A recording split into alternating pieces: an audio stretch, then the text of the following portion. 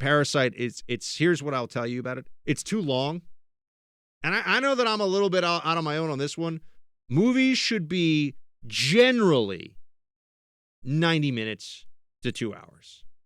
2 hours is really kind of the max that I want to sit through. 90 minutes is great. I mean, if you can tell the story and have it effective in 90 minutes, that's the sweet spot. That's really where I want things to be. This movie was like 2 hours and 20 minutes long, and there is no way anyone could convince me that there weren't at least 30 minutes of footage that you could have just cut out and it would have made it a better movie.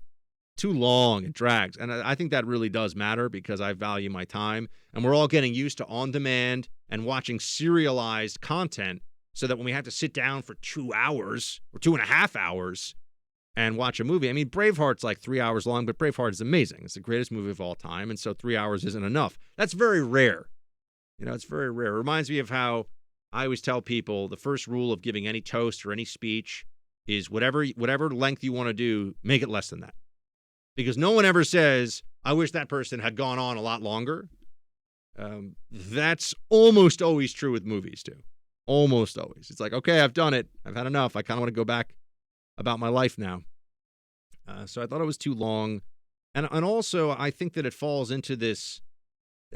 Look, I understand that there's the themes of the movie was there's kind of the above ground. There's the people that are up the stairs and people that are down the stairs. People that are down the stairs are lower class and struggling, and they have actual rivers of feces that flood through their apartment, and there's bad. And they want fumigation from the street to come into their home to kill the big bugs they live around. I mean, it's rough.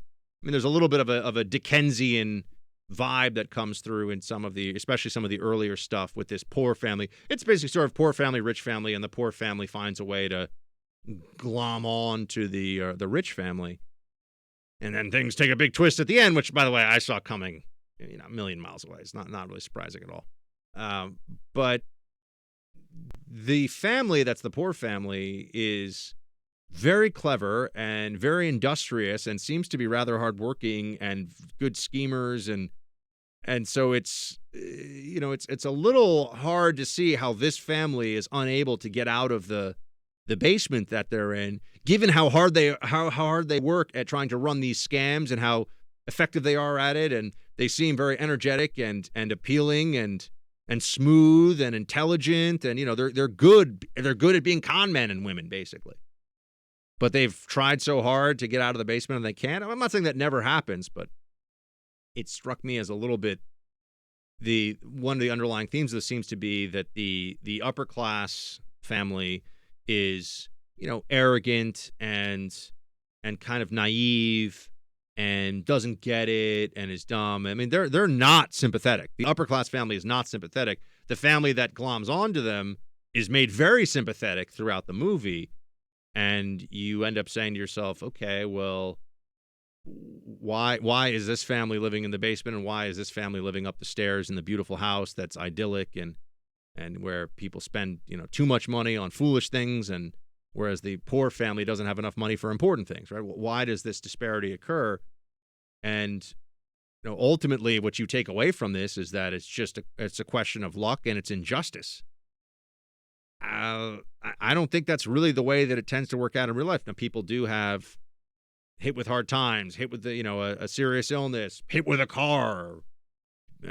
People have alcoholism. There are things that come up that can derail one's economic progress in life. But it tends to be the case, from what I've seen, that if you are intelligent, hardworking, and persistent, you can better your circumstance in this country. And I think it's true in South Korea too, where they have a pretty dynamic economy that's done very, very well, certainly compared to North Korea, where everyone's the same. South Korea got people living in the basement, people living in the big house. North Korea is the society built on all equality. Everyone's completely equal, and everyone's just living in slums, basically, except for the very thin echelon of, by the way, it's not even really slum, worse than slums. They're prisons, really, effectively. They're all living in a giant prison. Looks like a prison, food's like a prison. except for the actual Communist Party, who, of course, have access to goods from the rest of the world and effectively benefit from the capitalism that they say they hate so much because they'll bring in all these imports and all the rest of it.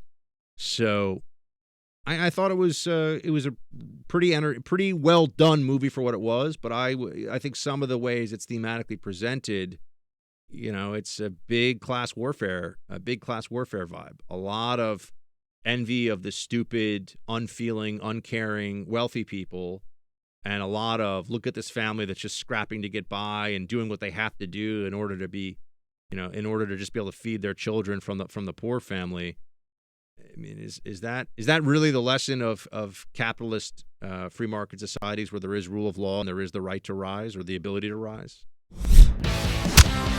Hey, Team Buck, thank you so much for watching The First on YouTube. If you like this video, please click that little thumbs up button so then it will log as liked. And also, if you want to see more great content from The First, please click subscribe.